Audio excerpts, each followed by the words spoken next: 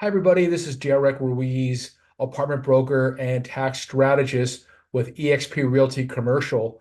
And in this important video, I wanted to highlight the proliferation of tenant lawsuits right now that are being filed against landlords in Los Angeles and California in general. Like I said, in case you haven't noticed, there are a lot of tenants filing lawsuits against landlords right now. As a rental property broker for 38 years, I talk to landlords every day, and I'm shocked at how many are either in litigation or they know that their tenant is contemplating a lawsuit. I personally have three clients right now that are involved in litigation. One is settling with a tenant for $150,000, and they did nothing wrong, in my opinion. With all the new laws, statutes, and regulations that landlords must know and follow, there are multiple ways landlords can run afoul of the law and open themselves up to lawsuits. And of course, tenant attorneys, like sharks, smell blood in the water in this environment. And try finding a good landlord attorney or litigator to help you with your case. They're very picky on what cases they take, and they're extremely busy, so it can be very difficult to find an attorney to represent you in this environment.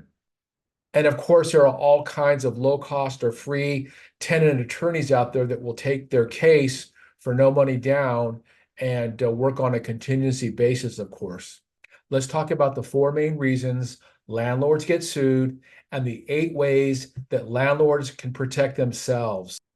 Okay, number one, having a poor or non-existent relationship with your tenants. Now, this won't directly cause a lawsuit, but if the tenant and you don't have a good relationship, or the tenant has some animosity against you for real or perceived reasons, that can create an environment where the tenant can look for a way to get back at the landlord. And of course, in this environment, filing a lawsuit is the easiest and best way to really get back at a landlord. Plus, they can get some money out of the situation. So, with my tenants, I've got a great relationship with them. I have their email addresses, of course, and their cell numbers.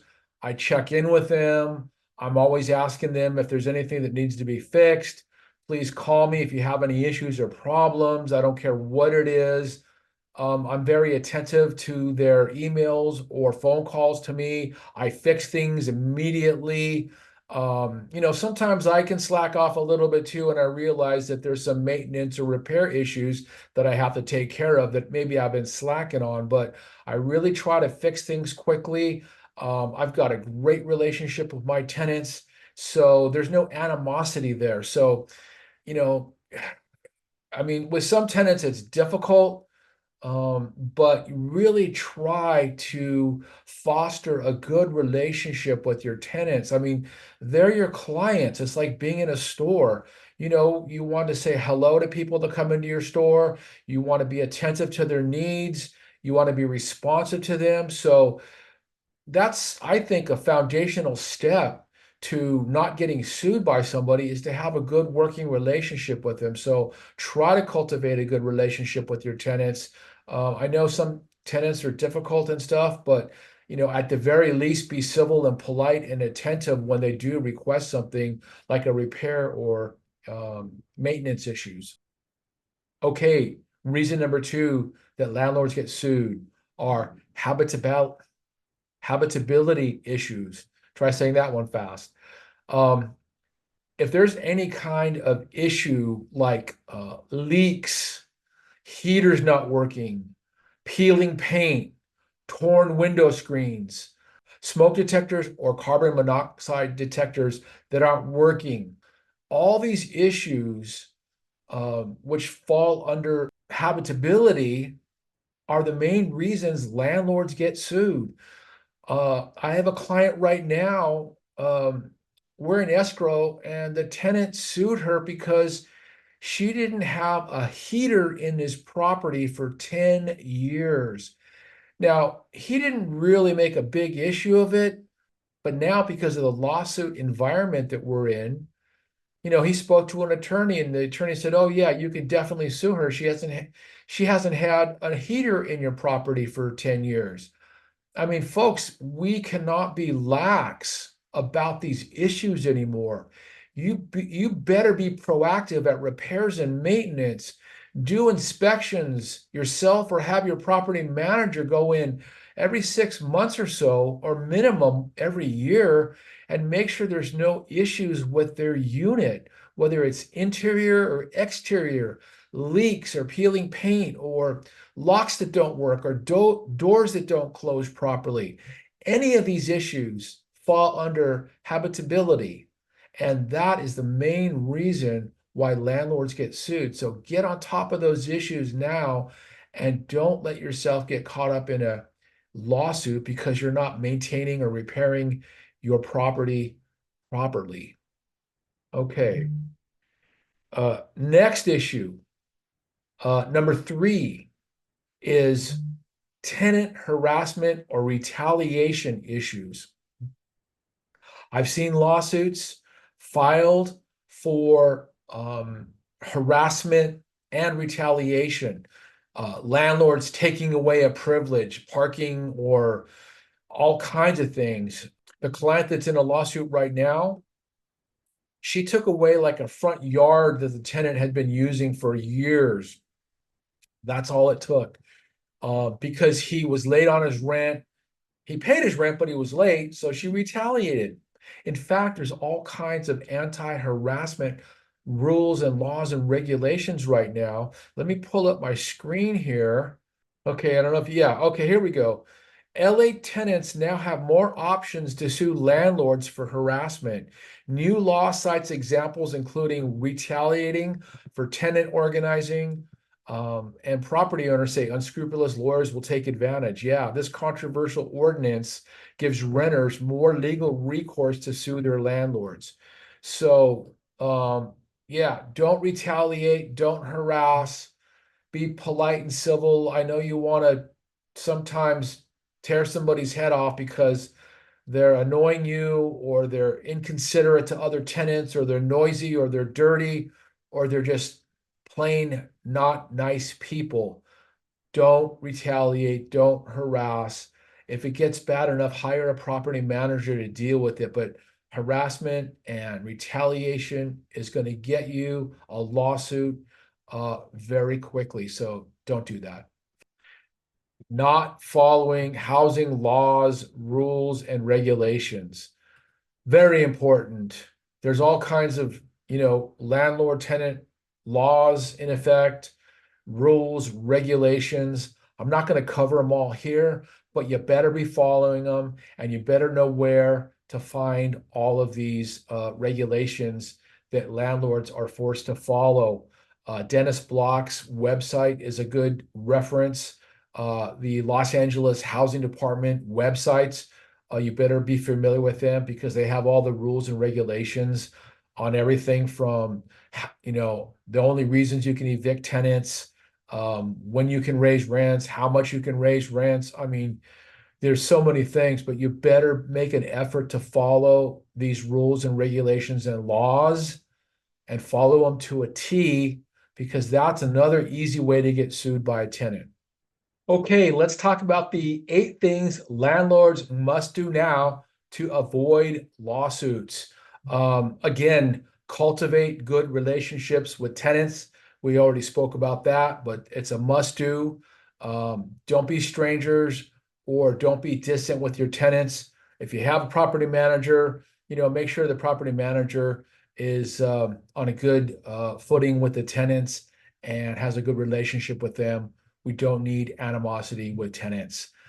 Number 2, again, inspect and fix any repair or maintenance issues. That will keep you out of hot water for sure. Another important thing is to double check with your insurance agent that you have a landlord policy that has a automatic duty to defend. So if you get sued, most of the time you can just call your insurance agent. let them know that you were served with a lawsuit from your tenant. And generally, I believe the insurance company will hire an attorney to fight the lawsuit. I'm going to show you my personal landlord policy on my screen here. Okay, so I have liability coverage, business liability. I checked with my insurance agent. I am covered if I get sued by a tenant. Okay.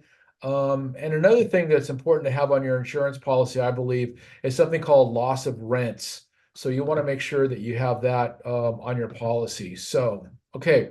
Next thing you must do, make sure your tenants are on proper leases.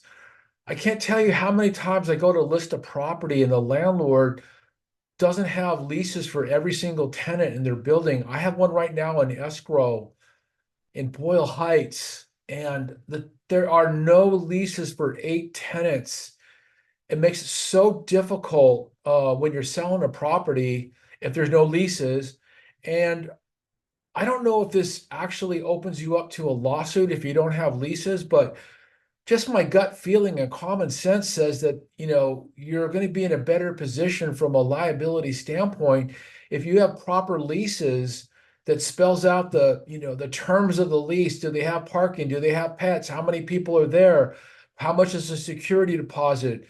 All those things. If you don't have those written down on a lease, I think that it could open you up to some liability. Now, I'm not an attorney. I may be incorrect on this, but my gut feeling and common sense says if I don't have tenants on proper leases, there are some vulnerabilities there. Again, just from a common sense standpoint. So I know that the city, I don't believe you can force a tenant to sign a new lease if they don't have a current lease in writing, but at least try. Maybe you can hire an attorney to do that or a property manager, but try to get all your tenants on leases. Don't just let them live there and not even at least try to get them on leases. Next, again, don't hassle, intimidate, or retaliate against your tenants, no matter what, no matter if they're obnoxious or they're mean or they're ornery or they pay their rent late or they're sloppy or they bother the other tenants. Now, if they're doing something illegal or against the rules of the lease, okay, but you can't take something away, you can't take parking away, you can't take laundry away, you can't take any privileges or anything they're enjoying away. Just don't do it. And that'll keep you out of trouble.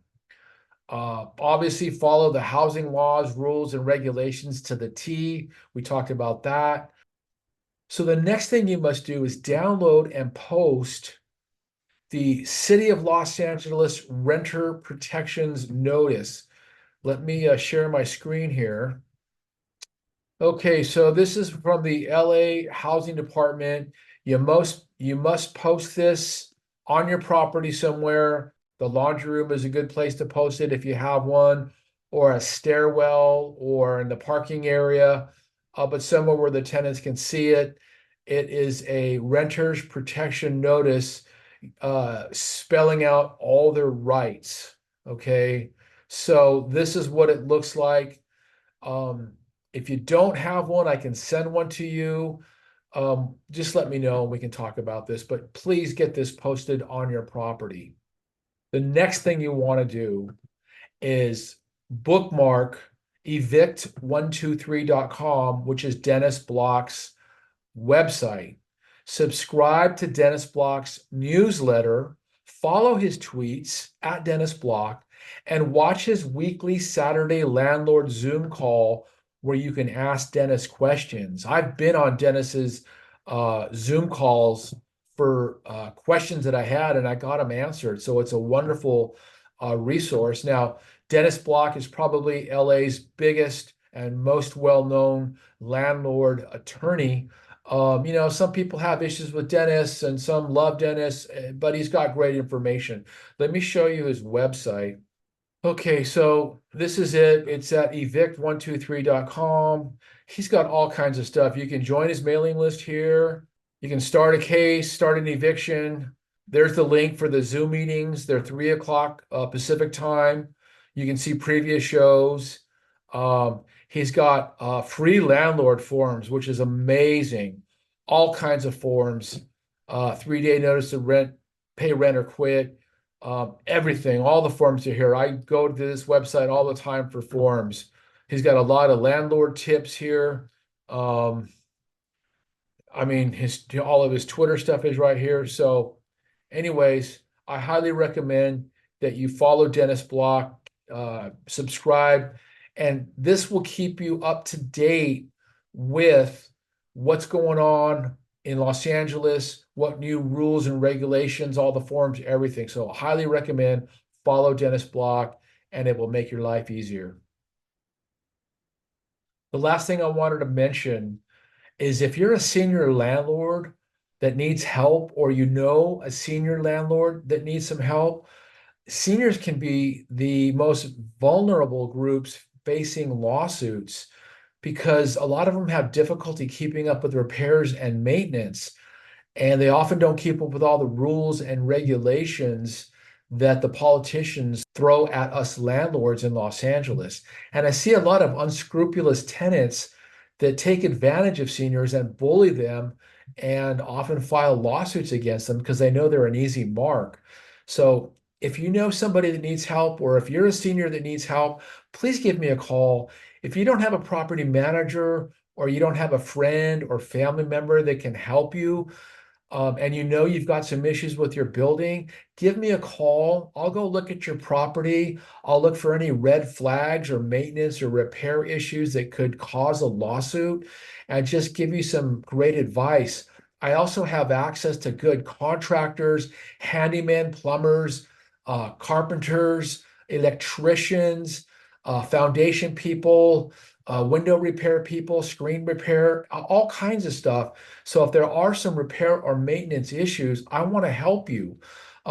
Also, if you don't have the proper Los Angeles Housing Department renters protection notice posted on your building, I have several of them. I'm happy to post one for free on your building. In fact, all of this is for free. I don't charge anything to help my fellow landlords out. So if you know somebody or you need help, give me a call and I'll go and I'll help you out. And again, there's no charge for that. So anyways, just wanted to throw that out for you.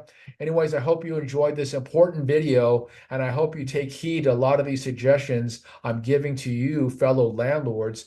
And again, if you have any questions, give me a call. Go to my website, shoot me a text or email. All my information is down below. And I look forward to helping you and speaking to you soon. Thanks for watching, everybody. Talk to you soon. This is Derek Ruiz, eXp Realty Commercial, apartment broker and tax strategist. Thanks. One last thing, guys. Of course, this is not legal advice. I'm not an attorney. I don't play one on TV. This is just common sense information for you to keep you and I out of trouble as landlords. So please rely on your own legal counsel for any decisions that you make. Again, this is not legal advice. It's just my common sense that hopefully will help you and other landlords here in Los Angeles. Thank you.